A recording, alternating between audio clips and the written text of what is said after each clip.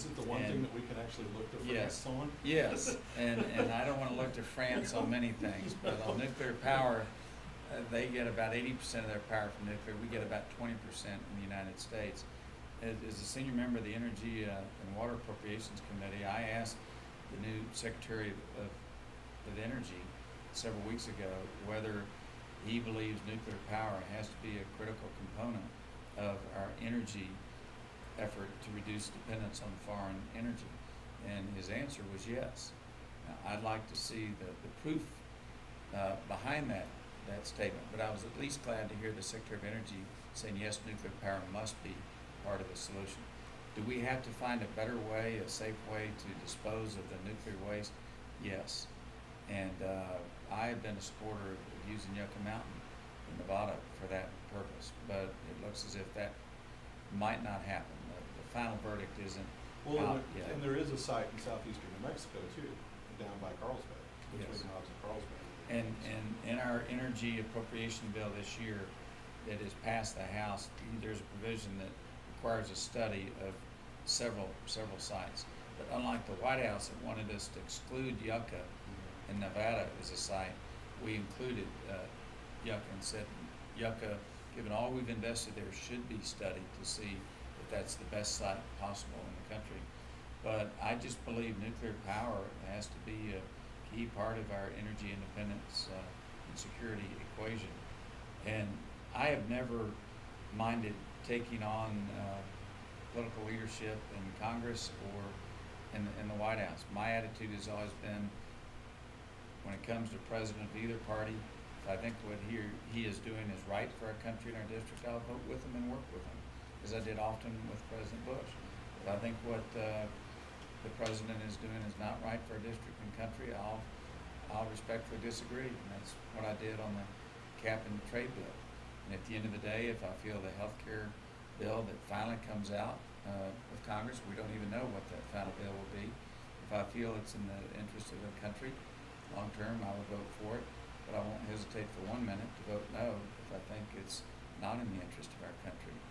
You know, with the House leadership, I worked very closely with Speaker Pelosi in providing historic increases in veterans' health care. It might be a surprise to many veterans. She has been a real champion for increased veterans funding, and your major national veteran service organizations would tell you that.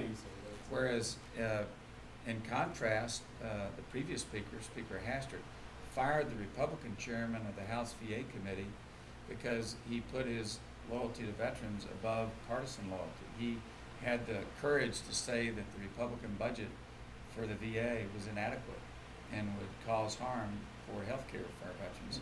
And instead of being honored by Speaker Hastert, he was fired from his chairmanship and taken off the committee. So I can give you a long list of things Republican and Democratic speakers have done that I have agreed with, and a long list that I've disagreed with, and I'm going to continue trying to be an independent voice for our district. That and you said you would read every page of this healthcare bill. Yes. I know that there's a lot of bills that come through that you just don't have time to read. Right. Is it because it's such an important issue that you're going to take the time to read every single page? Yes. Is that? I think healthcare and healthcare reform are two of the most important issues that we will face in Congress for many, many years.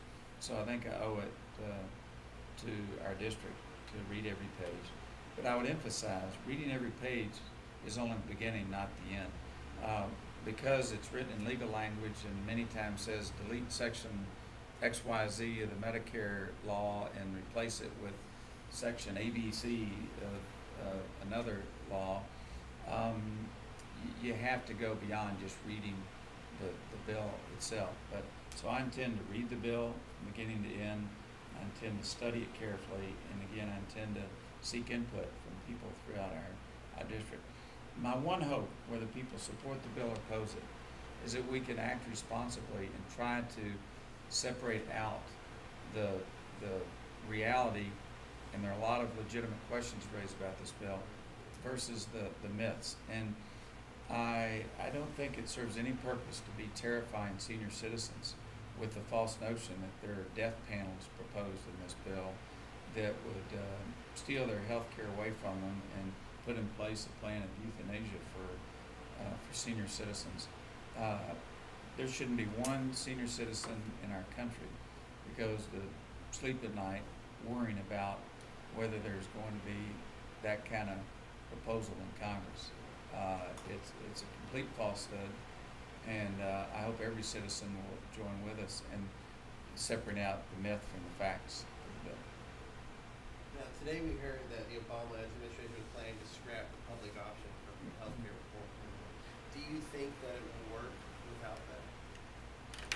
I think the idea of a co-op, voluntary co-op, private co-op based on the model of farmer co-ops and rural electric co-ops might well be a good way to provide additional competition for insurance companies, which in some parts of the country have become so dominant that there's not as much competition as there should be.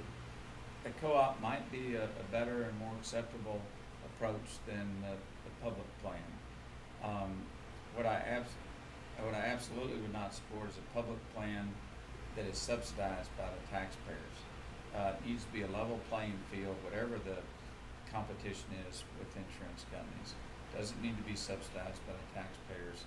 And I might well come down on the side that says the co-op approach might be better than the public plan. Do you think a little part that seems so simple but it might be able to help is, there's so many, you can't cross the state line with these insurance plans. Do you think just removing some of that could help just in overall? That has been raised at two of my meetings today on healthcare, and I think it's worth looking into. I generally believe more competition is good in our private enterprise system. There are many who tout the benefits of private enterprise, yet work very hard to limit competition. You can't have one without the other. And we ought to see if there's a way to allow more competition across state lines while still allowing states to set some fundamental standards for insurance. I do think insurance reform is needed, and I disagree strongly with Speaker Pelosi when she said insurance companies are evil. They're not evil, and the people who work in them aren't evil. They are an important part of our healthcare system.